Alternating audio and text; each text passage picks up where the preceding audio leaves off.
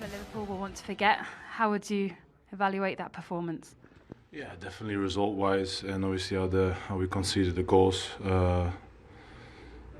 But yeah, it's been a while since we lost a Premier League game, and it hurts now. And like I said, the second goal shouldn't happen. The third goal obviously was on the break, and they had a lot of space. But yeah, the disappointment at this stage is very high, and I have to do much better in the second goal, and I will learn from it. How would you try and explain what happened in that second goal? Have you been replaying it in your head? Not really, to be fair. Obviously, the ball is long, and it was an awkward one, and I think Ali touched me a little bit, and it's one of those freak situations that like I said, must have done better there, and good that these things don't happen too many times, because obviously it's not a thing that should happen, but something that I definitely should improve. But I will. Did you speak to Alisson about it on the pitch, or you'll have a little word with him now? No, because obviously it's 2-1, and you still have time to turn it around. So you focus it back on that, and obviously I think we both are, like everyone else in the team, is disappointed, and it was in my feeling, especially at the start of the second half, I think it was unnecessary to get 2-1 down, and it hurts. It hurts for me personally as well. And like I said, it's been a very long time since we lost the Premier League game, and now it's time to regroup and don't let any panic creep in, and focus on the next game. A missed opportunity to go 8 points clear at the top. Does it feel like a damaging defeat in terms of the title race, or is the feeling that there's a long way to go? Yeah, there's a long way to go. Every game is on its own, and today was a very big game, obviously for them as well, and for us exactly the same, and that's what we showed, and the intensity of the game was very high, and I think could have gone both ways, but obviously individual mistakes in the end cost us. Just finally, the first defeat since Jurgen Klopp announced that he'd be leaving the club. When you go onto the pitch at the moment, are you thinking about it? Are you thinking about it all the time, the manager leaving? No, not at all. I think first defeat since September. I think that's the phrase I think you can say. We have been very consistent throughout the whole season, and we have to just keep going. Nothing has changed, and the focus is still on trying to win each and every game ahead of us, and that didn't change. And unfortunately, we couldn't do it today. Thanks for your time. Thank you. Safe trip. Guys, well played. A huge victory. And Declan, does it feel almost even sweeter, because it was like you had to win it twice? First half, it was snatched away from you, but the second half you went again, and the 3 points are yours. Yeah, look, we knew the importance of the game today. The small margins in football, whether we'd won or lost, the gap would have become either bigger or smaller, and the only focus today with the fans, with the players, with everyone, all the staff, was to win and get 3 points. And I think from start to finish, from the training leading up to the week, it's been really positive, and that transmits onto the pitch, and I think you could feel that today. Jorginho, what was it like at half-time in that dressing room, having played so well? They hadn't even had a shot on target, and yet it was 1-1. It must have been really difficult to lift yourselves and go like you did. No, it wasn't. It wasn't, because we believe in ourselves, and we rely on each other. That goal wouldn't change anything what we've done the first 45 minutes. So we knew how to do it, how to get back in the second half, and to go again, because we knew we could do it. We just had to push each other and keep the energy high. So Declan, why didn't that happen? Why? It would have been easy to go into your shells, for doubts to creep in. Why didn't that happen? I think because we got people like him, Skipper, myself. Good today, wasn't he? Yeah, unbelievable. People that drive it on, obviously it was a kick in the teeth to concede so late after having a really good first half, but I think, like you said, we knew we had such a big 45 minutes in our season, and one goal couldn't affect that, so we had to go out there and give it absolutely everything. Did it feel like a really big, 90 minutes and then 45 minutes in your season? I interviewed the manager in the week. He was like, look, we don't think about the consequences, but there must have been a little bit of you thinking, it's only 2 points if we win, but if we lose 8 points, and that feels quite big. Yeah, of course. I think when you're competing for titles and you've won stuff, like he's been there before, he'll tell you. Every game's so important. Obviously, we've slipped up in some games of late, but today there was a real importance about winning the game, and to do it in the way we did. These are the moments we live for. As kids, we dream about these moments, and yeah, we're really happy today. It's a good point that Declan makes, Jorginho. You have been there. You have won everything, nearly everything. Does this feel like a group that's working towards, that's getting closer to winning things? Definitely it is, because it's such a good group, humble group. They listen to each other, and it's no one is selfish here. Everyone thinks for the group, and that's the most important thing. And the maturity that our team is demonstrated today, it was huge. When we could play, and when we couldn't play from the back and understand when we should go long as well. So that maturity is really helped us and took us to where we were. It did feel like the midfield battle was absolutely key today. How pleased were you yourself with the calm you were able to bring to a really hectic game? It's what he's best at. It's what he's best at. He's saying that. No, it's what you're best at. No, obviously, look, before I signed for Arsenal, the prospect of playing with him, Partey, playing against him before, knowing how he controls games, how calm he is on the ball. I think he's got qualities that not a lot of other midfielders have. And is he a guy you've looked up to? Yeah, of course. Look, I'm a youngster, no, of course. Is he saying you're old though? No, but obviously playing in the same position. Obviously, he does things that are at such a high quality. And for myself, I'm trying to learn. And I think over the years he's been such a top player. And I think the manager trusts him, wholeheartedly. So to come in today and play like he did, he spoke to us yesterday and said midfield battle tomorrow is going to be massive. And we was really up for it today. Okay, well, both of you brilliant, but the player of the match is Jorginho, if you don't mind. It's a present, sorry. Well, the Liverpool captain refreshingly honest there, Michael. He says that second goal shouldn't happen and I have to do much better. You agree with him? Well, it shouldn't happen. No, it was definitely a mistake. No, but he's shouldering the blame there? I thought it was Alisson's fault. If I had to pick a player, listen, you can blame both of them in many ways. I think potentially Virgil van Dijk could head this one. He could head it, he lets it bounce. But after that, he's in total control. If Alisson stays on his line, he's in control. He's happy one-on-one. He's stronger, he's quicker, he's goal side. He's absolutely in control. Just don't come out and leave him to it. He can roll it back to you. He can pass it out wide to Robbo. He can clear it.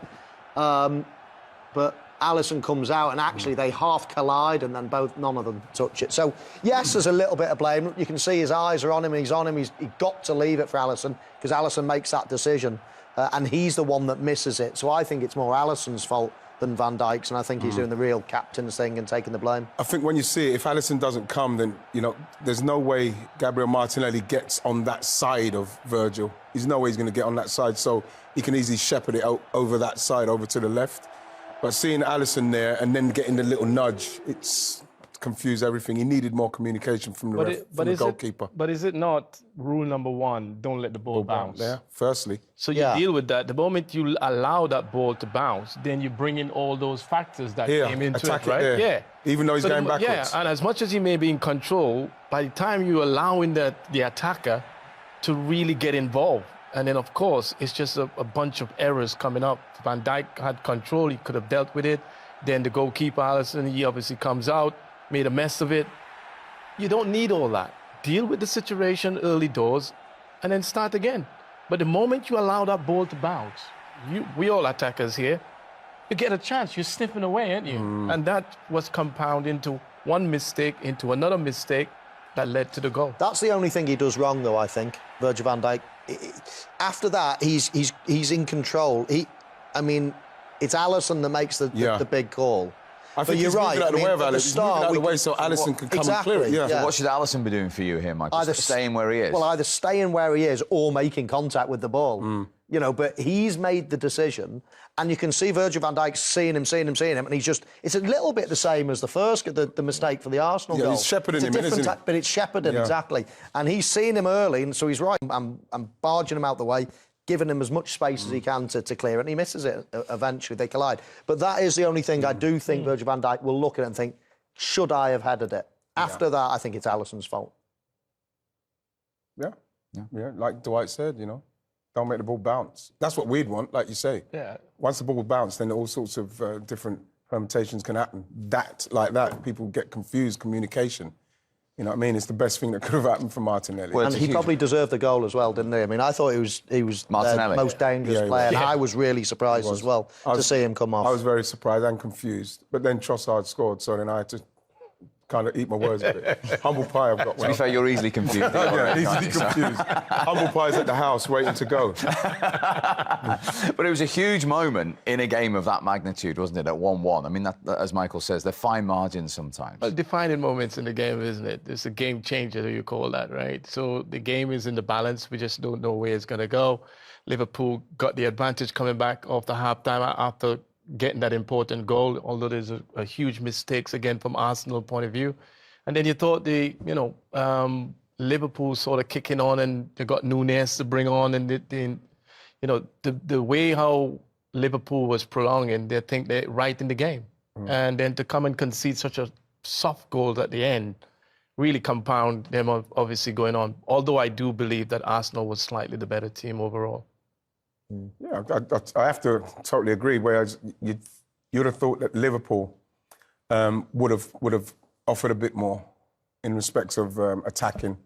You know what I mean? How many shots on goal and that. So that's the main thing, really. OK, let's go to the Emirates and get some reaction from an Arsenal point of view. One of the goal scorers, Gabriel Martinelli, is waiting to talk to us. Well done today, Gabriel. A 5th goal for you, actually, in your career against Liverpool. How good, how significant does that win feel? Yeah, it was a great game from us. I think we deserved the win. We gave everything on the pitch. The supporters, they were amazing as well, so we deserved the win. Particularly the way that first half finished for you, to go again at the start of the second half. Yeah, I think we did well in the first half as well as the second. Also, we were believing. We conceded, I think, in the last minute, if I'm not wrong. Yes. But we were in the dressing room supporting each other, and yeah, we did well in the second half, and we never give up, and we scored another 2 goals in the second half and won the game. Yeah, we've just been looking at that all-important second goal from a Liverpool defensive point of view, but from yours, from an attack, I'm sitting with 3 strikers here, you just never give up and expect an error like that, I guess. Yeah, of course, we can't give up.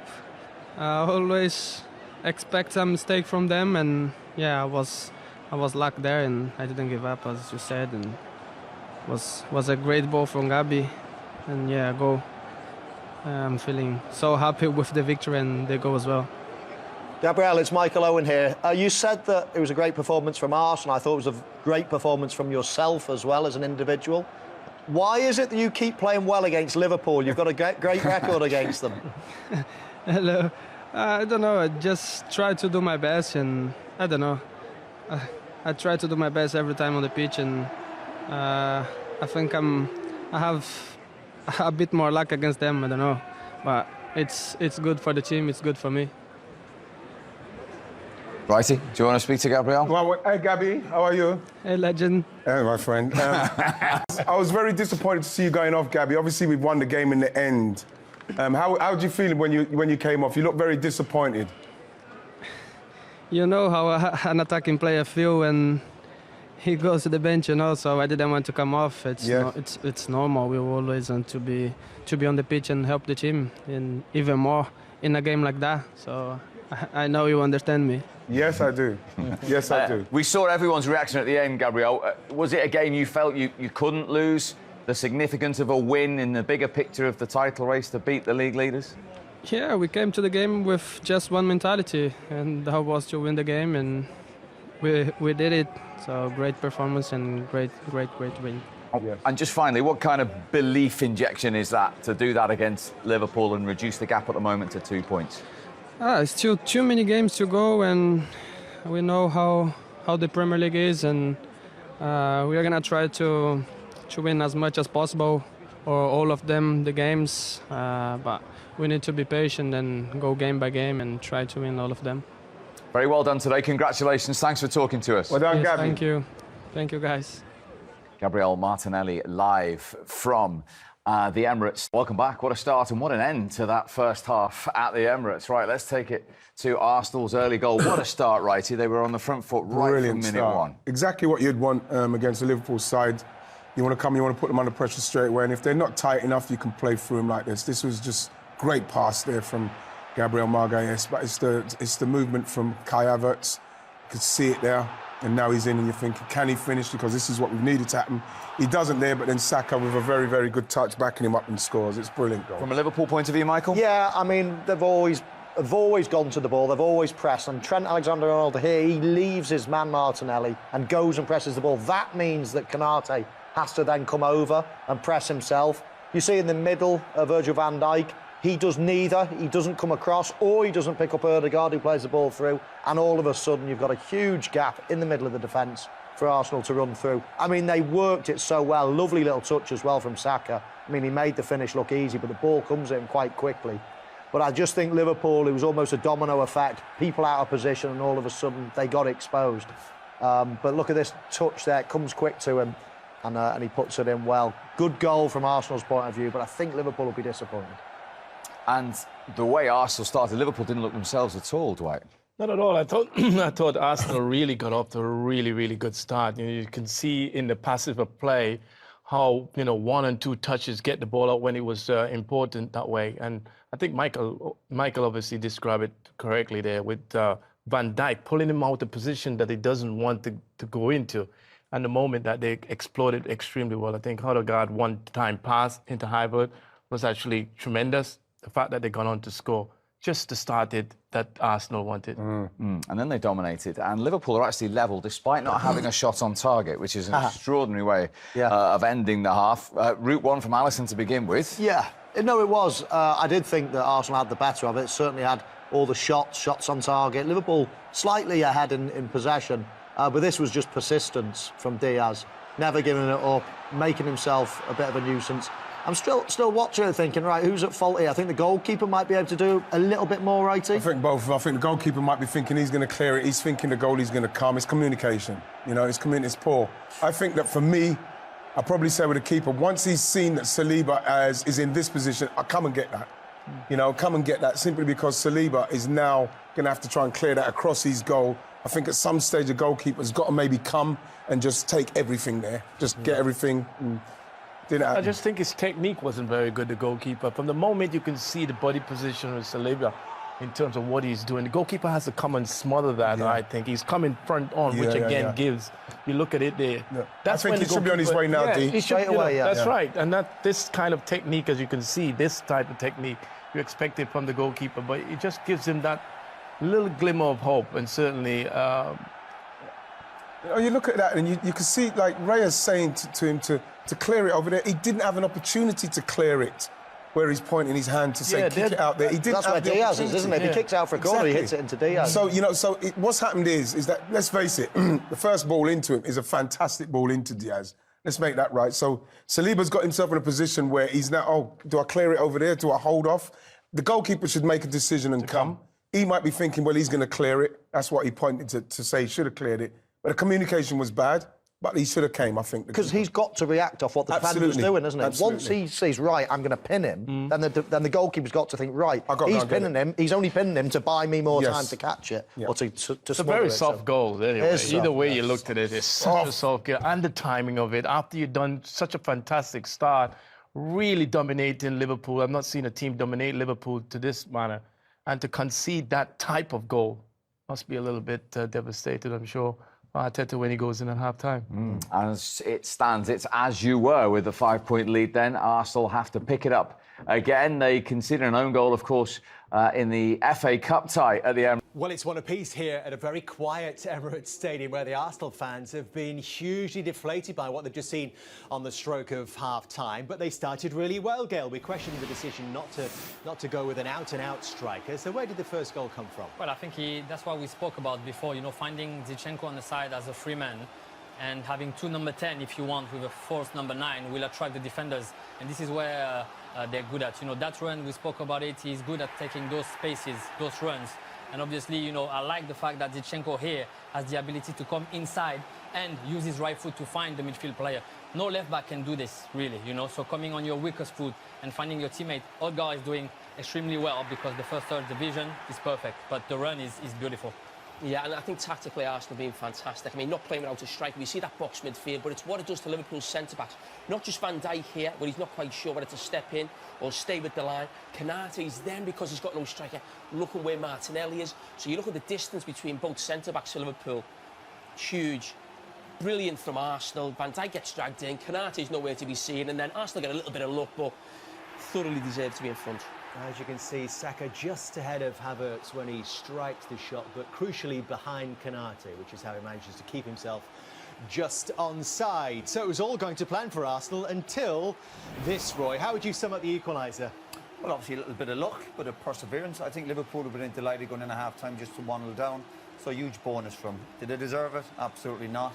They stayed in the game. Diaz been a nuisance. Arsenal getting themselves in a bit of a mess. And shocker from just going in at half-time in terms of the mental side of the game. They didn't deserve it, but that little bit of luck you always need it. Credit to Diaz.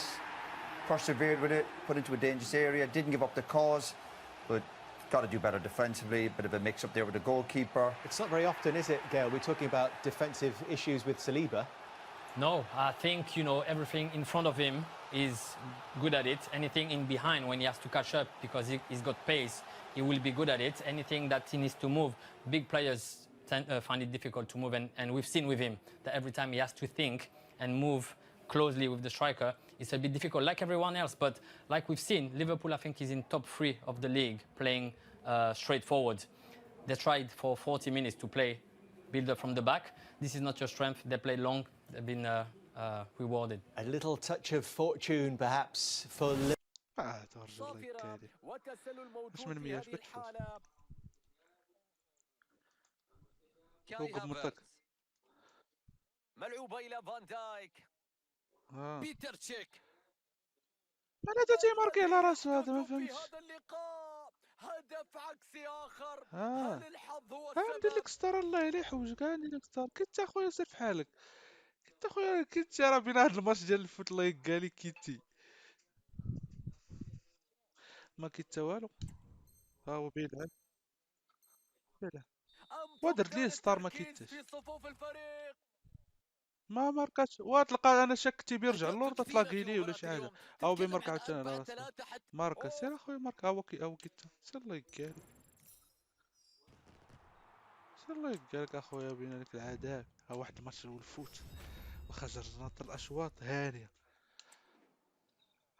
لا هذا شي الرابع واقيلا ولا الخامس ولكن البينغ ناضي ما نعرفش درتي كاع تولى لي ناضي البينغ ما نعرف لعبتها مع تزردو تلعب ولد دقني غلبني في جوج ماتشات وغلبته في ماتش عنده فرقه ناضيه ماشي شي يلعب ولكن حيت دخلت ليه المسلفين زبدتو